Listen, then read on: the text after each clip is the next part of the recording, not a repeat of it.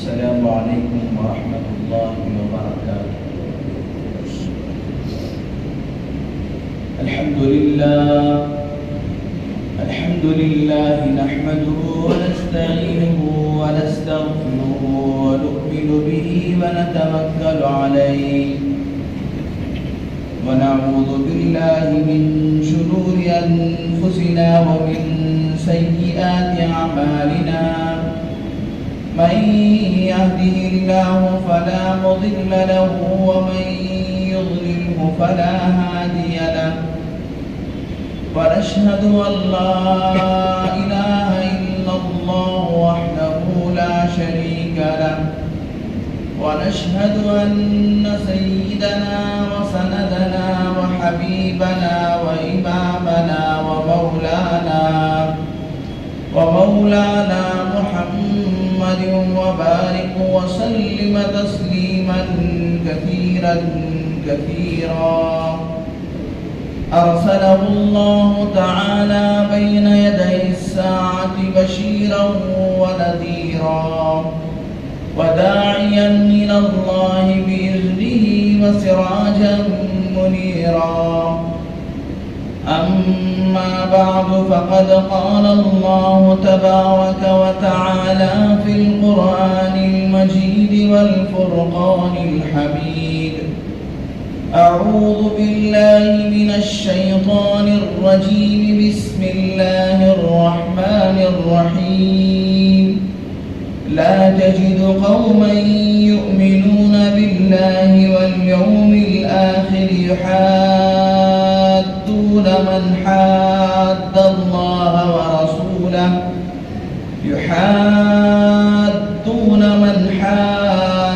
الله ورسوله ولو كانوا آباءهم وأبناءهم.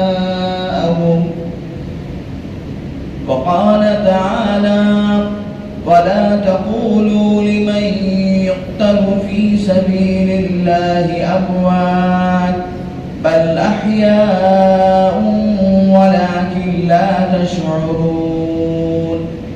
صدق الله العظيم وصدق رسوله النبي الكريم، ونحن على ذلك لمن الشاهدين والشاكرين. سبحانك لا علم لنا إلا ما علمتنا إنك أنت العليم الحكيم. رب اشرح لي صدري ويسر لي أمري واحلل عقدة من لساني يفقهوا قولي. اللهم صل على سيدنا مولانا محمد في أول كلامنا. اللهم صل على سيدنا مولانا محمد في أوسط كلامنا. اللهم صل على سيدنا مولانا محمد في آخر كلامنا. ہر قسم کی تمام تعریفیں، تمام بڑائیاں اور بزرگیاں خدائے رب ذوالجلال کے لیے جس کی خدائی میں کوئی شریک نہیں. وہ اکیلا پروردگار ہے، اس کا کوئی ساجی اور ہمسر نہیں. ہر پل ہر لمحہ کروڑہا کروڑ انگنت کا تعداد درود و سلام امام الانبیاء خاتم النبیین شفیع المذنبین رحمت للعالمین محبوب کبریا محمد مصطفیٰ احمد مجتبی حضرت رسول پاک صلی اللہ علیہ وسلم. یا رب صلی وسلم دائما ابدا علی حبیبک خیر الخلق کلہم.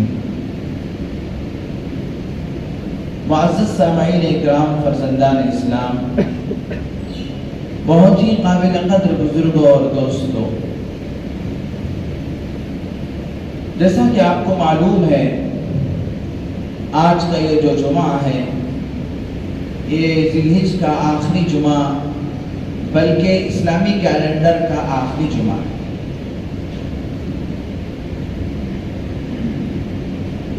اللہ تبارک و تعالی سے ہم دعائیں کرنی چاہیے، استغفار کرنی چاہیے کہ سال بھر کے اندر جو ہم سے کمی رہ گئی اللہ تعالیٰ معاف فرمائے. جو کچھ ہم نے اعمال کیے اس پورے سال کے اندر، عبادت کے اعتبار سے رمضان کا مہینہ آیا اور عید الفطر آئی، پھر قربانیاں آئیں، عید الاضحیٰ کا موقع آیا، اس کے اندر جو کچھ ہم نے عبادتیں کی اس کو اللہ تعالیٰ اپنی بارگاہ میں شرف قبولیت عطا فرمائے، اور جو کمی رہ گئی اس پر ہم ندامت اور استغفار کریں. اللہ تبارک و تعالیٰ ہماری کمیوں کو معاف فرمائے، ہمارے خطاؤں سے اللہ درگزر فرمائے. اب میرے دوستو، اس کے بعد جو مہینہ آنے والا ہے وہ ماہ محرم الحرام ہے. عام طور پر ہم مسلمانوں کو انگریزی مہینے بہت اچھی طرح یاد رہتے ہیں، اور انتہائی افسوس کی بات یہ ہے کہ ہم ہر کام انگریزی تاریخ کے اعتبار سے کرتے ہیں، جبکہ ہمارے تمام دینی احکام اور دینی امور، یہاں تک کہ ہماری عیدیں اور ہمارے جو کچھ احکام ہیں وہ سب کے سب اسلامی کیلنڈر سے متعلق رکھتے ہیں، اسلامی تاریخ سے اس کی وابستگی ہے. قرآن مجید میں بھی حضرات صحابہ اللہ تبارک و تعالیٰ نے رسول اللہ صلی اللہ علیہ وسلم سے یہی کہا، یسألونک عن الاہلہ قل ہی مواقیت للناس والحج، کہ لوگ آپ سے چاند کے بارے میں آ کر سوال کریں گے، سورج کے بارے میں نہیں، چاند کے بارے میں آ کر آپ سے سوال کریں گے تو آپ ان کو بتا دیجئے اس میں تاریخ کو یاد رکھنا اور حج کے ایام کو یاد رکھنے کی سہولت ہے، اور بھی بہت سارے اس کے اندر فوائد ہیں کہ آپ لوگوں کو بتا دیجئے. اور میرے دوستو، محرم الحرام کا مہینہ جہاں پر بہت بڑی فضیلت اور بزرگی کا مہینہ ہے، وہیں پر میرے دوستو یہ چیز بھی آپ ذہن نشین کر لیجئے. اسی لیے ہمیشہ جو پہلے آنے والے ہیں جمعہ کے دن، ان کو اسلام کی بہت ساری ایسی باتیں معلوم ہو جاتی ہیں جو بعد میں آنے والوں کو معلوم نہیں ہوتی. تو آپ یہ بات سمجھ لیجئے کہ ہمارے جو بچے ہوتے ہیں، جو ہم ان کی عام طور پر ان کی جو برت تاریخ یاد رکھتے ہیں وہ انگریزی کے اعتبار سے، حالانکہ شریعت کا ایک مسئلہ آپ سمجھ لیجئے کہ شریعت کے اعتبار سے بچوں کی جو عمریں ہوتی ہیں وہ اسلامی تاریخ کے اعتبار سے ہونی چاہیے. اس کا ایک بہت بڑا نقصان ہم کو یہ ہوتا ہے اسلامی تاریخ یاد نہ رکھنے کا کہ بچہ اگر ہے تو 12 سال کے بعد اگر اس کے اندر بلوغت کی کوئی علامت نظر آ جائے تو وہ بالغ ہو جاتا ہے، اور اگر بلوغت کی کوئی علامت بچے کے اندر نظر نہ آئے تو پھر جو 15 سال کے بعد باقاعدہ شریعت کے اعتبار سے اسے بالغ مانا جائے گا. اور یہ جو 15 سال ہیں وہ انگریزی تاریخ کے اعتبار سے نہیں بلکہ اسلامی تاریخ کے اعتبار سے. اب اگر وہ بچہ 15 سال کے بعد نماز اگر چھوڑ رہا ہے تو پھر وہ کیا ہے، اس کے ذمے وہ نماز واجب الادا ہوگی. ہم لوگوں کو اس کا احساس ہی نہیں. اسی طریقے سے اگر لڑکی ہے تو لڑکی کے اندر اگر 9 سال کے بعد اگر بلوغت کی علامت نظر آ جائے تو اس کو بالغ شمار کیا جائے گا. اگر 9 سال کے بعد لڑکی کے اندر کوئی بلوغت کی علامت ظاہر نہ ہو تو لڑکی کو بھی 15 سال کے بعد باقاعدہ اس کو شریعت بالغ تصور کر کے اس کے اوپر احکام، شریعت کے احکام جاری ہوں گے، اس کے اوپر شریعت کے احکام لاگو ہوں گے. لیکن آج ہم میں سے کسی کو الا ماشاءاللہ اسلامی تاریخ کے اعتبار سے ہمارے بچوں کی ولادت کی تاریخ معلوم ہے. میرے دوستو، بہت کم لوگوں کو اسلامی تاریخ کے اعتبار سے ہمارے بچوں کی ولادت کی تاریخ ہم کو معلوم نہیں. ہاں، انگریزی کے جنوری 25 کو میرا بیٹا پیدا ہوا یاد ہے، اور فروری میں پیدا ہوا، اور اسی اعتبار سے بہت سارے لوگ برتھڈے مناتے ہیں. حالانکہ برتھڈے اسلام کے اندر جائز نہیں ہے لیکن مناتے ہیں. آپ کو اسلام کی تاریخ کے اعتبار سے آپ کے بچوں کی کیا تاریخ ہے آپ کو معلوم ہے؟ آپ کو معلوم نہیں. جبکہ آپ کی ذمہ داری ہے. اگر بچہ اس لیے کہ اسلام کے اعتبار سے بچہ پہلے 15 سال کا ہو جاتا ہے اور انگریزی کے اعتبار سے بعد میں 15 سال کا ہوتا ہے۔ اسلامی اعتبار کیونکہ ہر سال میں 13, 14, 15 دن اسلام کے اعتبار سے کم ہو جاتے ہیں، اس لیے کہ ہم نے گزشتہ سال جو عید منائے تھے، عید الاضحیٰ، ہم نے کہا کون سے مہینے میں منائے تھے؟ اپریل کے مہینے میں، لیکن اس سال جو ہم عید منائے وہ جون کے مہینے میں۔ اس طریقے سے بہت 15-20 دن کا فرق ہو جاتا ہے اسلامی تاریخ کے اندر اور انگریزی تاریخ کے اندر۔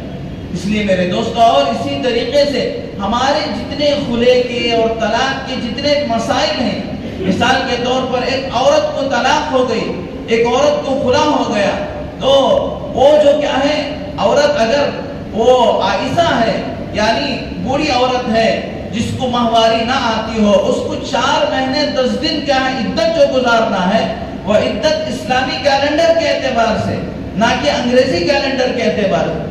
اس طریقے سے بہت ساری چیزیں اسلامی کیلنڈر سے متعلق ہیں، لیکن ہم لوگ کیا ہے اس کو بھول چکے ہیں، یہاں تک کہ اسلام کا نیا سال محرم الحرام آتا ہے، ہم کو پتہ بھی نہیں چلتا۔ اسلام کا نیا مہینہ، نیا سال شروع ہوتا ہے، اسلام کی پہلی تاریخ آتی ہے، ہم کو پتہ بھی نہیں چلتا، معلوم بھی نہیں ہوتا اور ہم کو اس کا علم بھی نہیں ہوتا۔ جبکہ میرے دوستو، ان چیزوں کو یاد رکھنا، اسلامی تاریخ کو یاد رکھنا بہت ضروری، اور ہم میں سے بہت سارے لوگوں کو اسلامی مہینوں کے نام معلوم نہیں، اسلامی مہینوں کے نام معلوم نہیں۔ بہت سارے کیا کہتے ہیں 11ویں کا مہینہ، مدار کا مہینہ، فلاں کا مہینہ، سورج کا مہینہ، چاند کا مہینہ، اس طریقے سے ہم اپنے طور پر نام رکھ لیے، جبکہ پیارے آقا حضرت محمد الرسول اللہ صلی اللہ علیہ وسلم نے اسلامی کیلنڈر کے 12 مہینوں کو 12 نام دیے ہیں، وہ نام تک ہم کو معلوم نہیں۔ محرم سے شروع ہو کر ذی الحج پہ ختم ہوتے اس کے درمیان میں محرم ہے، سفر ہے، ربیع الاول ہے، ربیع الثانی ہے، جمادی الاول ہے، جمادی الثانی ہے، رجب ہے، شعبان ہے، رمضان ہے، شوال، اور اس کے بعد ذی القعدہ اور ذی الحج۔ یہ 12 مہینے بھی ہم میں سے اکثر مسلمانوں کو معلوم نہیں، جبکہ میرے دوستو ہماری تمام عبادات کا تعلق اور ہماری تمام چیزوں کا تعلق اسلامی کیلنڈر سے۔ اللہ تبارک و تعالی ہم کو سمجھنے کی توفیق عطا فرمائے۔ اور میرے دوستو، یہ محرم الحرام کا مہینہ بہت ہی محترم مہینہ ہے، اور بہت سارے لوگوں کے ذہنوں میں، دماغوں میں یہ بات بیٹھی ہے کہ اس مہینے کی فضیلت و بزرگی شاید حضرت امام حسین کی شہادت کی وجہ سے نہیں، بلکہ میرے دوستو حضرت امام حسین رضی اللہ تعالیٰ کی شہادت کا واقعہ محرم کے مہینے میں جو پیش آیا وہ ایک اتفاقی واقعہ ہے، وہ ایک واقعہ ہے حضرت امام حسین کی شہادت سے محرم کے مہینے کے اندر اور فضیلت بڑھ گئی، ورنہ فضیلت تو محرم کے مہینے کی شروع دن سے ہے۔ ان عدت الشہور عند اللہ 12 شہرا فی کتاب اللہ یوم خلق السماوات والارض منها 4 حرم۔ کہ اللہ تبارک و تعالیٰ نے جب سے زمین و آسمان کو پیدا فرمایا، لوح محفوظ کے اندر اللہ تبارک و تعالیٰ نے برس کے 12 مہینے اللہ نے پہلے سے طے کر رکھا ہے، برس کے 12 مہینے اللہ تعالیٰ پہلے ہی سے طے کر رکھا ہے، اور ان 12 مہینوں میں سے 4 مہینے محترم ہیں، اور وہ 4 مہینوں میں سے ایک تو ذی القعدہ کا مہینہ ہے، دوسرا ذی الحج کا مہینہ ہے، اور تیسرا یہ محرم کا مہینہ ہے جو پیدل پہ آ رہے ہیں۔ ثلاث متوالیات، یہ 3 مہینے پیدل پہ ہیں، ایک کے بعد دیگر ہے۔ ذی القعدہ کا مہینہ چلا گیا، ذی الحج کا مہینہ گزر رہا ہے، 2 دن باقی ہے، اب اس کے بعد محرم کا مہینہ آ رہا ہے، یہ فضیلت والے مہینے۔ اور بہت دور جانے کے بعد رجب کا مہینہ جو آئے گا، وہ بھی کیا ہے، شروع ہی دن سے، جب سے اللہ نے زمین و آسمان کو پیدا کیا ہے، اس دن سے یہ 4 مہینے اللہ کے نزدیک فضیلت والے، بزرگی والے مہینے۔ کون سے مہینے؟ ذی القعدہ کا مہینہ، ذی الحج کا مہینہ، محرم کا مہینہ، یہ 3 تو کیا ہے، ایک کے بعد دیگر ہیں، اور بعد میں چل کے جو رجب کا مہینہ آئے گا، یہ 4 مہینے محترم۔ لیکن میرے دوستو، ہماری بدقسمتی یہ ہے کہ ہم نے محرم کے جو احترام والا مہینہ ہے، فضیلت و بزرگی والا مہینہ ہے، اس مہینے کے اندر اللہ تبارک و تعالیٰ نے بے شمار کیا فضیلتیں رکھا ہے، بے شمار خوبیاں رکھا ہے، ایسے مہینے کو ہم نے نحوست کا مہینہ سمجھ لیا۔ وجہ کیا ہے؟ حضرت امام حسین کی شہادت اس ماہ مہینے کے اندر پیش آئی، اس کی وجہ سے ہم نے اس کو نحوست کا مہینہ۔ اگر میرے دوستو حضرت امام حسین رضی اللہ تعالیٰ عنہ کی شہادت کی وجہ سے ان کا مرتبہ بڑھا یا گھٹا، سوچنے کی بات ہے۔ شہادت کی وجہ سے امام حسین کا مرتبہ بڑھا ہے اور اللہ تبارک و تعالیٰ نے شہادت کا مقام ان کو عطا فرمایا ہے۔ شہادت جیسی چیز اللہ تبارک و تعالیٰ نے ان کو نصیب فرمایا اس محرم کے مہینے میں، تو لہذا اس محرم کے مہینے کی فضیلت بڑھنی چاہیے۔ میرے دوستو ہم شہادت حسین کو، امام حسین کے لیے فضیلت سمجھتے ہیں، بزرگی سمجھتے ہیں اور ان کے لیے عالی مقام سمجھتے ہیں کہ نہیں؟ اہل سنت والجماعت کے نزدیک امام حسین رضی اللہ تعالیٰ عنہ کی شہادت میرے دوستو یہ ان کے مرتبے کو بڑھانے والی چیز ہے، نہ کہ گھٹانے والی چیز۔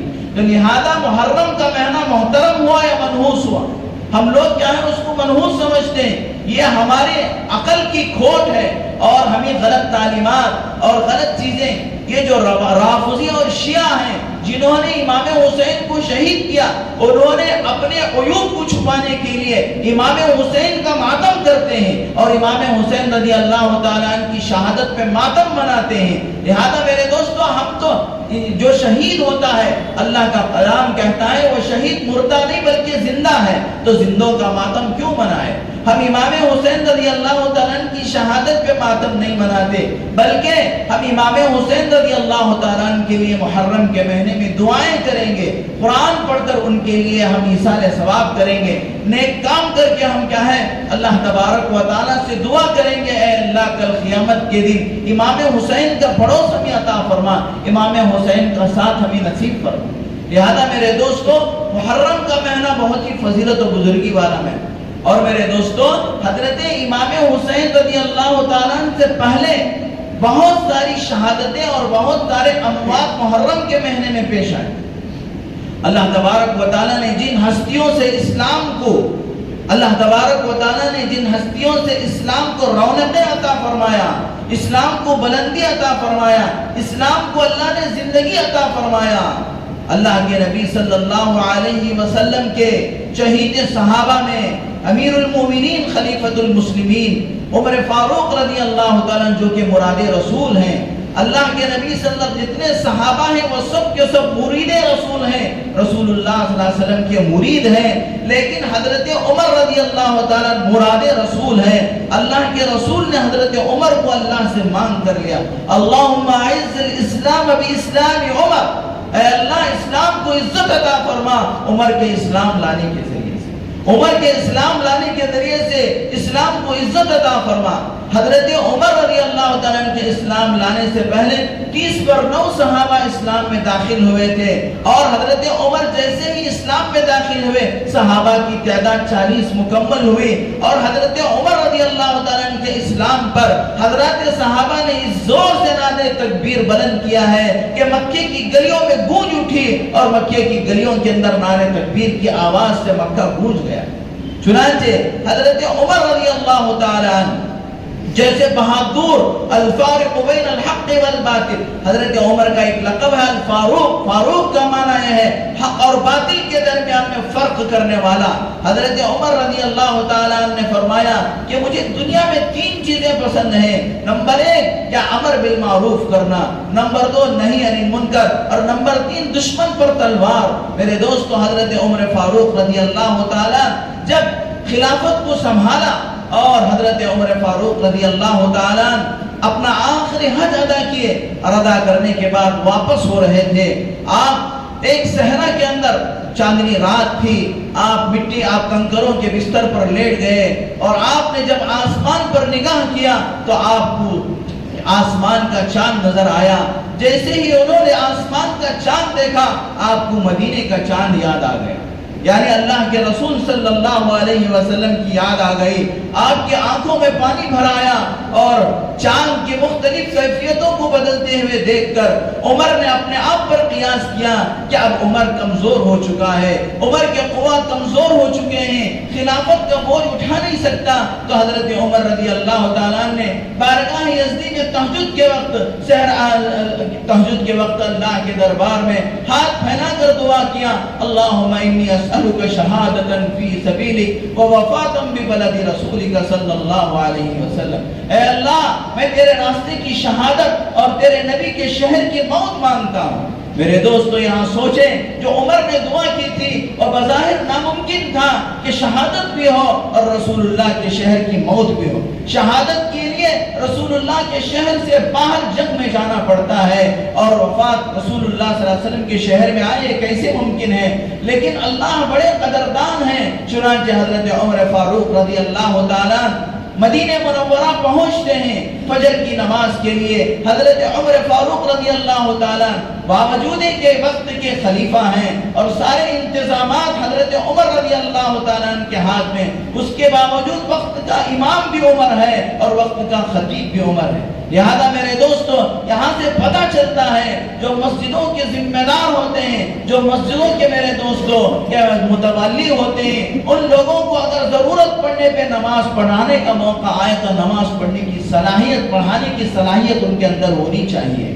چنانچہ حضرت عمر فاروق رضی اللہ تعالیٰ عنہ کے دور میں ہی نہیں بلکہ خلفائے راشدین کے بعد بہت زمانے تک جو گورنر ہوتا تھا، جو حاکم ہوتا تھا، وہی وقت کا امام ہوتا تھا، وہی وقت کا خطیب ہوتا تھا، وہی وقت کا عالم ہوتا تھا اور وہی کیا ہے لوگوں کو مسئلے مسائل بتاتا تھا۔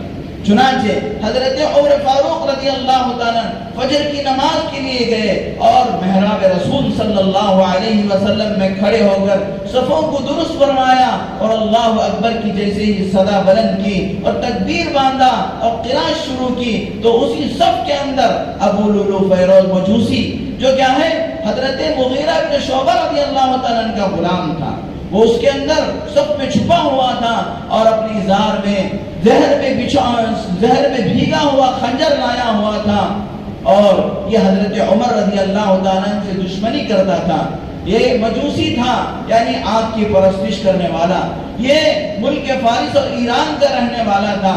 حضرت عمر رضی اللہ تعالیٰ نے اپنے دور خلافت میں ایران کو فتح کیا اور فارس کو فتح کیا، بلکہ پوری دنیا کو حضرت عمر رضی اللہ تعالیٰ نے فتح کیا۔ جب اس کے ملکوں یعنی ایران وغیرہ مجوسیوں کے ملکوں کو فتح کرنے کی یہ خبریں سنتا تو حضرت عمر رضی اللہ تعالیٰ پہ حسد کرتا اور حضرت عمر رضی اللہ تعالیٰ کے بارے میں برا سوچتا تھا۔ چنانچہ ایک مرتبہ اس نے حضرت مغیرہ بن شعبہ رضی اللہ تعالیٰ کی شکایت حضرت عمر رضی اللہ تعالیٰ سے کیا کہ میرا آقا مجھ سے ٹیکس زیادہ وصول کرتا ہے۔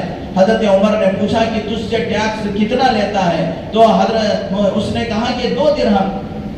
تو حضرت عمر نے کہا کہ تو اتنا اچھا کاریگر ہے، تیرے ہاتھ میں بہت سارے ہنر ہیں، تو بہت پیسہ کماتا ہے، تو 2 درہم ٹیکس کوئی بڑی چیز نہیں ہے، ہم مغیرہ ابن شعبہ کو یہ کہہ نہیں سکتے کہ تجھ سے ٹیکس کم کرے، تو بہت کچھ کماتا ہے۔ چنانچہ اسی دن سے اس نے حضرت عمر کے خلاف دل میں عداوت کو پال لیا، دشمنی کو پال لیا۔ ایک مرتبہ حضرت عمر رضی اللہ تعالیٰ نے اس کو بلا کر کہا کہ میں نے سنا ہے کہ تو بہترین چکی بناتا ہے، اس زمانے میں چکیوں کے ذریعے سے آٹا پیسا کرتے تھے، تو بہترین چکی بناتا ہے، میرے لیے ایک چکی بنا دے، میں اس کا معاوضہ اور اس کا کیا ہے جو قیمت دے دوں گا۔ اس نے کہا ہاں میں آپ کے لیے ایسی چکی بناؤں گا، اس چکی کی شہرت پوری دنیا کے اندر ہوگی، مشرق و مغرب میں ہوگی، اور ایسی چکی بناؤں گا کہ اس چکی کی شہرت سب لوگوں کے زبان میں ہوگی۔ حضرت عمر رضی اللہ تعالیٰ سمجھ گئے کہ یہ مجھے دھمکی دے رہا ہے اور مجھے قتل کی دھمکی دے رہا ہے۔ حضرت عمر فراست اور ان کا ایمان بہت اونچا تھا، لوگوں نے کہا کہ پھر تو ہم اس کو قتل کر دیں، لیکن حضرت عمر رضی اللہ تعالیٰ انصاف کے بادشاہ تھے، انہوں نے کہا جب تک جرم ثابت نہ ہو، جب تک کیا ہے جرم رجسٹر نہ ہو، اس وقت تک اس پر کوئی کیا ہے مقدمہ نہیں چلایا جائے گا، اس وقت تک اسے کوئی سزا نہیں دی جائے گی، اگرچہ کہ میری جان چلی جائے لیکن کوئی ناانصافی اور ایسا کام نہیں کروں گا۔ چنانچہ میرے دوستو اسی عداوت کی بنیاد پر اس نے فجر کی نماز کے وقت میں حضرت عمر رضی اللہ تعالیٰ جب ممبر رسول پہ کھڑے ہو کر محراب رسول صلی اللہ علیہ وسلم میں کھڑے ہو کر تکبیر کہی، اللہ اکبر کہا، قرات شروع ہی کرنے والے تھے، حضرت عمر رضی اللہ تعالیٰ پہ اس نے پیدل پہ وار کر دیا۔ جس کی وجہ سے حضرت عمر رضی اللہ تعالیٰ عنہ گرنے کے قریب تھے، لیکن قربان جائیے حضرت عمر پر کہ حضرت عمر اس حالت میں حضرت عبد الرحمن ابن عوف رضی اللہ تعالیٰ عنہ کا ہاتھ پکڑ کے ان کو نماز پڑھانے کے لیے آگے بڑھایا اور اس کے بعد زمین پر گر پڑے۔ حضرت عبد الرحمن ابن عوف اپنے خلیفہ کو خون میں لت پت دیکھ کر میرے دوستو انہوں نے سب سے پہلے اللہ کی عبادت کو مکمل کیا، نماز کو جلدی سے مکمل کرنے کے بعد صحابہ کرام رضوان اللہ تعالی علیہم اجمعین حضرت عمر رضی اللہ تعالیٰ عنہ کے ارد گرد جمع ہو گئے۔ حضرت عمر رضی اللہ تعالیٰ عنہ کو گہرے زخم پہنچے ہوئے تھے، چنانچہ حضرت عمر رضی اللہ تعالیٰ عنہ کو بہت کچھ کیا ہے علاج کرنے کے لیے کوشش کی گئی، حکیموں کو بلایا گیا، لیکن دوا جب منہ سے ڈالی جاتی تو زخموں سے باہر نکل کر آ جاتی۔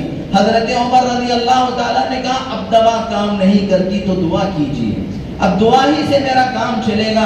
چنانچہ حضرت عمر فاروق رضی اللہ عنہ اس حالت میں صحابہ سے پوچھا کہ میرا قاتل کون ہے؟ صحابہ نے کہا کہ وہ ایک مجوسی ہے، تو اس پر حضرت عمر نے اللہ کا شکر ادا کیا، اللہ کا شکر ہے کہ میرا خون کسی مسلمان نے نہیں بہایا بلکہ ایک مجوسی ایک کافر نے بہایا، اس پر میں اللہ کا شکر ادا کرتا ہوں۔ اس کے بعد حضرت عمر رضی اللہ تعالیٰ عنہ نے حضرت رونے لگے کہ کل قیامت اللہ کے پاس میری باس پرس ہوگی اور مجھے جواب دینا ہوگا۔ تو حضرت ابن عباس رضی اللہ تعالیٰ حضرت عمر کے پاس تھے اور انہوں نے کہا کہ آپ نے جو کچھ کام کیے ہیں وہ رسول اللہ صلی اللہ علیہ وسلم کی نصیحت اور وصیت کے مطابق کیا ہے۔ میں نے بارہا رسول اللہ صلی اللہ علیہ وسلم کو سنا ہے کہ آپ جب کبھی کہتے جب میں ابو بکر اور عمر فلاں جگہ گئے، میں اور ابو بکر اور عمر فلاں جگہ سے آئے، ہر وقت اللہ کے نبی صلی اللہ علیہ وسلم جو بھی بات کہتے اس میں حضرت ابو بکر اور حضرت عمر کو برابر شریک فرماتے۔ تو اس کے بعد حضرت عمر کو تسلی ہوئی اور حضرت ابن عباس سے کہا کہ آپ میرے لیے گواہ بن جاؤ، کل قیامت کے دن میرے ایمان کی گواہی دینا، کل قیامت کے دن میری نیکیوں کی گواہی دینا۔ حضرت ابن عباس رضی اللہ تعالیٰ نے کہا ضرور میں اللہ کے دربار میں آپ کی نیکیوں کے اور آپ کے نیک کاموں کی گواہی دوں گا۔ اس کے بعد میرے دوستو حضرت عمر رضی اللہ تعالیٰ نے اپنے بیٹے حضرت عبداللہ ابن عمر کو بلایا اور بلا کر کہے کہ جاؤ میری آخری تمنا رہ گئی ہے اور وہ تمنا میری اتنی بڑی ہے کہ اگر وہ میرے لیے قبول ہو جائے تو مجھے ساری دنیا کی دولت سے بہتر ہے۔ وہ میری تمنا یہ ہے کہ امی جان حضرت عائشہ رضی اللہ تعالیٰ عنہ کے پاس جاؤ اور ان کے حجرے میں جو پہلے سے اللہ کے رسول اور ابو بکر آرام فرما رہے ہیں، میں میرے محبوب صلی اللہ علیہ وسلم کے قدموں میں دفن ہونا چاہتا ہوں، امی جان سے اجازت لے کے مجھے وہاں پر دفن کر دیجئے۔ چنانچہ حضرت عبداللہ ابن عمر عفیفہ کائنات حضرت عائشہ صدیقہ رضی اللہ تعالیٰ عنہ کے دربار میں حاضر ہوتے ہیں اور یہ کہتے ہیں کہ امی جان آپ کے بیٹے عمر کی تمنا ہے وہ اللہ کے نبی کے قدموں میں دفن ہونا چاہتا ہے، اگر آپ اجازت مرحمت فرما دیں تو یہ آپ کا احسان ہوگا، عمر کبھی نہیں بھولے گا۔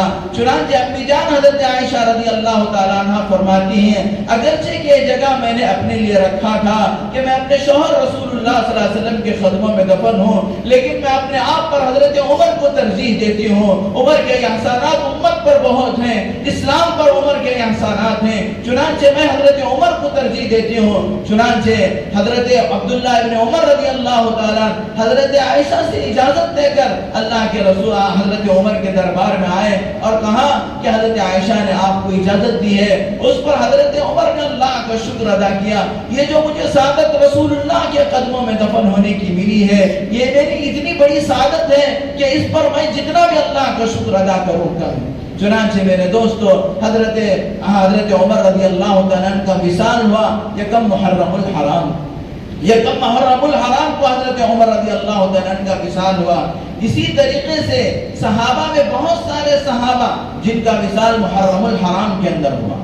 ہم کو صرف کیا ہے حضرت سیدنا حسین رضی اللہ تعالیٰ عنہ کی شہادت معلوم ہے، حضرت ابو عبیدہ بن الجراح رضی اللہ تعالیٰ جن کا نام عامر ابن عبداللہ القرشی ہے، رسول اللہ صلی اللہ علیہ وسلم کے خاندان میں سے ہیں۔ حضرت ابو عبیدہ بن الجراح رضی اللہ تعالیٰ اسلام کی بہت ساری جنگوں میں شرکت کر کے انہوں نے بڑی بڑی کیا ہے بڑے بڑے حکومتوں کو فتح کیا ہے، بڑی بڑی حکومتوں کو فتح کیا.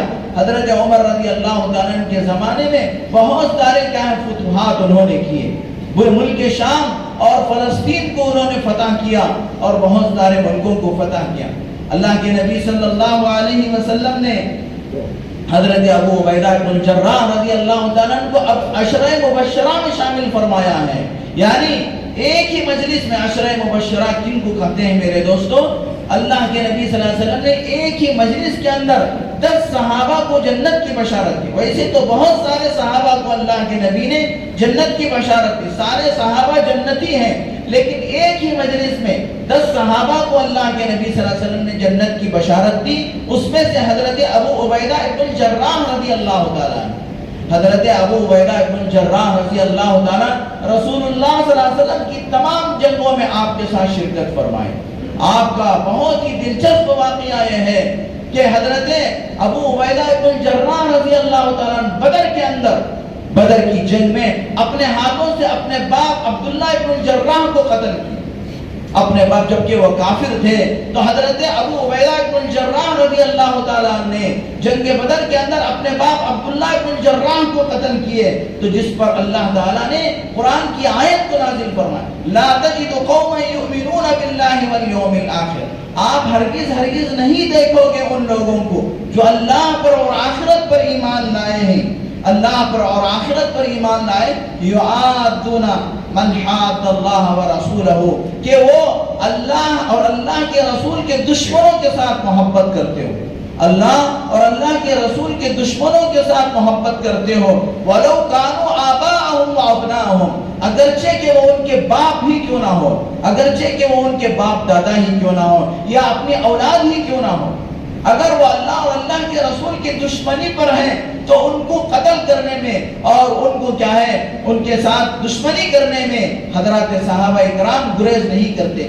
چنانچہ حضرت ابو عبیدہ بن الجراح رضی اللہ تعالیٰ جنگ بدر کے اندر اپنے باپ عبداللہ بن الجراح کو قتل کیے جبکہ وہ کافر تھا، اور اللہ نے اس پر قرآن کی آیتوں کو نازل فرمایا کہ ایمان والے وہ ہیں جو اللہ اور اللہ کے رسول کے دشمنوں کو کیا ہے وہ بخشتے نہیں ہیں، اگرچہ کہ وہ ان کے باپ اور دادا ہی کیوں نہ ہو، اگرچہ کہ وہ ان کی اولاد ہی کیوں نہ ہو. اور میرے دوستو، حضرت ابو عبیدہ بن الجراح وہ خوش نصیب صحابی ہیں جنہوں نے غزوہ احد کے موقع پر جب رسول اللہ صلی اللہ علیہ وسلم کے چہرے انور کے اندر خود کی گاڑیاں چپ گئی. خود بولے تو جو کیا ہے سر کی حفاظت کے لیے جو ٹوپن پہنا جاتا ہے، اور اس کے اندر جو لوہے کی کڑیاں تھی وہ اللہ کے نبی صلی اللہ علیہ وسلم کے چہرے کے اندر دھس گئی. تو حضرت ابو عبیدہ بن الجراح رضی اللہ تعالیٰ نے اپنے دانتوں سے اس کو کھینچ کے نکالا، جس کی وجہ سے ان کے سامنے کے 2 دانت ٹوٹ گئے. اب میرے دوستو، دانت ٹوٹنے کی وجہ سے آدمی بد نظر میں آتا ہے بظاہر، آدمی کا اگر کوئی دانت چلے جائے، لیکن خدا کی قدرت حضرت عبداللہ بن الجراح رضی اللہ تعالیٰ نے رسول اللہ صلی اللہ علیہ وسلم کے چہرے میں جو کاڑیاں دھسی ہوئی تھی اس کو نکالا تھا، جس کی وجہ سے ان کے 2 دانت جو ٹوٹ گئے، جس کی وجہ سے وہ اور حسین لگنے لگے اور خوبصورت لگنے لگے. حضرت ابو عبیدہ بن الجراح رضی اللہ تعالیٰ نے بہت سارے غزوات انہوں نے لڑا، اور اس کے بعد محرم ہی کے مہینے میں حضرت ابو عبیدہ بن الجراح رضی اللہ تعالیٰ عنہ کا وصال ہوا. اسی طریقے سے بہت سارے صحابہ، حضرت سعد بن ابی وقاص رضی اللہ تعالیٰ، حضرت سمرہ بن جندب رضی اللہ تعالیٰ جو حافظ قرآن ہیں، اور اسی طریقے سے حضرت عبد الرحمن بن ابی بکر رضی اللہ تعالیٰ، اور اسی طریقے سے حضرت عبداللہ بن عمر رضی اللہ تعالیٰ جن کا واقعہ میں نے ابھی سنایا، اور اسی طریقے سے حضرت ابو ایوب انصاری رضی اللہ تعالیٰ جو سب سے پہلے مدینے میں رسول اللہ صلی اللہ علیہ وسلم کے میزبان بنے، اور ان کا لمبا واقعہ ہے. اور اسی طریقے سے حضرت حسن بصری رحمۃ اللہ علیہ اور بہت سارے لوگ محرم کے مہینے میں وصال ہوا ان کا، اللہ کو پیارے ہوئے. یہ محرم کا مہینہ بہت ہی محترم مہینہ ہے، اس پر کیا ہے انشاءاللہ پورے محرم کے مہینے میں اس پر تفصیلی بحث کی جائے گی، تفصیلی روشنی ڈالی جائے گی. میرے دوستوں، ہم کیا ہے خرافات و بدعات سے بچیں. یہ مہینہ کوئی کیا ہے منحوس مہینہ نہیں ہے. یہ مہینہ اور خاص کر اس کے بعد جو مہینہ آتا ہے سفر کا مہینہ، اس مہینے کے بارے میں ہمارے ذہنوں میں غلط تصور ہے کہ وہ کیا ہے، یہ منحوس مہینے ہیں، اس میں شادی بیاہ نہیں کرنا ہے، کوئی تقریب نہیں کرنا ہے، یہ غلط عقیدے ہیں، اسلام اس کی اجازت نہیں دیتا۔ اللہ تبارک و تعالی حدیث قدسی میں فرماتے ہیں لا تسبوا الدہر لأنه انا الدہر، زمانے کو گالی مت دو، زمانے کو منحوس مت سمجھو، اس لیے کہ زمانے کا پیدا کرنے والا میں ہوں۔ زمانے کو گالی دینا، زمانے کو منحوس سمجھنا گویا کہ اللہ کو نعوذ باللہ گالی دینے کے برابر ہے۔ اللہ تبارک و تعالی ساری چیزیں، یعنی کسی چیز کے اندر شر کا ڈالنا، کسی چیز کے اندر خیر کا ڈالنا، یہ سب کچھ اللہ کے ہاتھ میں ہے۔ اگر ہم زمانے کو منحوس سمجھ جائیں گے تو پھر ہم زمانے کو کیا ہے تصرف، زمانے کے ساتھ کیا ہے برائی کا تصرف کا عقیدہ رکھنے والے ہو جائیں گے۔ اس سے میرے دوستو ہمارا ایمان خراب ہو جاتا ہے۔ کوئی زمانے کے اندر کوئی برائی نہیں ہے بذاتی ہی، کسی زمانے کے اندر کوئی اچھائی نہیں ہے بذاتی۔ اللہ تعالیٰ جس میں خیر ڈالتے ہیں وہ خیر ہے، اللہ تعالیٰ جس میں شر ڈالتے ہیں وہ شر ہے۔ ہم نے ایمان مفصل کو پڑھا ہے، آمنت باللہ وملائکتہ وکتبہ ورسلہ والیوم الآخر والقدر خیرہ وشرہ من اللہ تعالی۔ کیا مطلب ہے؟ جو کچھ خیر ہوتا ہے، جو کچھ اچھائی ہم کو ملتی ہے، اور جو کچھ برائی کیا ہے پریشانی آتی ہے، وہ سب کچھ اللہ کی طرف سے ہے۔ اللہ ہی سے ہم کو مدد مانگنا ہے، اللہ ہی سے ہم کو کیا ہے مانگنا ہے، اور اللہ تعالیٰ ہی خیر اور شر کے مالک ہے۔ اللہ تعالیٰ ہم سب کو سمجھنے کی توفیق عطا فرمائے۔ آخر میں میرے دوستو ایک مسئلہ بہت دنوں سے میں کہنا چاہتا ہوں کہ وہ یہ ہے کہ جب خطبہ ہوتا ہے، دیکھیے ظہر کی نماز ہم 4 رکعت پڑھتے ہیں، لیکن جمعہ کی نماز 2 رکعت پڑھتے ہیں، تو 2 رکعت اور کہاں گئے؟ تو 2 رکعت کا بدل خطبہ ہے، جو 2 خطبے دیتے ہیں امام، وہ کیا ہے، وہ 2 رکعت نماز کا بدل ہے۔ نماز ہی کے قائم مقام ہے عربی خطبہ، لہذا جن لوگوں کو عذر نہیں ہے وہ خطبے کے دوران میں نماز میں جیسے بیٹھتے ہیں قاعدے میں ویسے بیٹھنی چاہیے، اور اس وقت ادھر ادھر توجہ کے ساتھ خطبے کو سننا ہے۔ نماز میں جیسے قید اخیرہ میں بیٹھتے ہیں اس طریقے سے بیٹھ کر جزدان بیٹھ کر خطبے کو سننا مسنون ہے۔ اور اسی طریقے سے ایک اور مسئلہ میرے دوست، اذان اول جمعہ کے دن جو پہلی اذان ہوتی ہے، اس کے بعد میرے دوستو بیع و فروخت کرنا، خرید و فروخت کرنا، یہاں تک کہ لوگ اقامت کھڑنے کے وقت آتے ہیں، اور بہت سارے لوگ کیا 1 رکعت ہو چکی ہوتی ہے اس وقت آتے ہیں، اس وقت تک وہ کیا کرتے رہتے ہیں، بزنس کرتے رہتے ہیں۔ یہ کیا ہے، شریعت کی نگاہ میں حرام ہے۔ پہلی اذان کے بعد خرید و فروخت کرنا ناجائز ہے، اور اسی طریقے سے فرمایا جو کمائی پہلی اذان کے بعد ہوتی ہے وہ مکروہ تحریمی ہے، اس میں برکت نہیں ہوتی۔ کان کھول کر سن لو، اور جو لوگ تاخیر سے آتے ہیں، بیپار میں رہتے ہیں، پہلی اذان کا مطلب کیا ہے، 12:30 بجے جو اذان ہوتی ہے وہ پہلی اذان ہے۔ دوسری اذان یہ کیا ہے، وہ دوسری اذان ہے جو کیا ہے خطبے کے وقت میں کہی جائے۔ تو یہ 2 مسئلے آپ حضرات سے درخواست ہے کہ آپ اپنے ذہنوں میں بٹھا لیں۔ ایک مسئلہ یہ ہے کہ خطبے کے دوران آپ کو اگر کوئی عذر نہیں ہے تو آپ جزدان بیٹھیں، جیسے نماز میں بیٹھتے ہیں ویسے بیٹھیں۔ اور دوسرا مسئلہ ہے پہلی اذان کے بعد آپ خرید و فروخت بند کر دیں۔ بہت سارے تابعین سے منقول ہے اگر پہلی اذان کے بعد 1 کروڑ کا بھی نفع ہو تو ہم اس تجارت کو مکروہ سمجھیں گے، اس کو ہم قبول نہیں کریں گے۔ آپ کیا ہے 100-200 روپے، 1000-2000 روپے کے لیے اتنی بڑی خیر سے محروم ہو جا رہے۔ اللہ تعالیٰ سے دعا ہے کہ اللہ تعالیٰ ہم سب کو عمل کی توفیق عطا فرمائے۔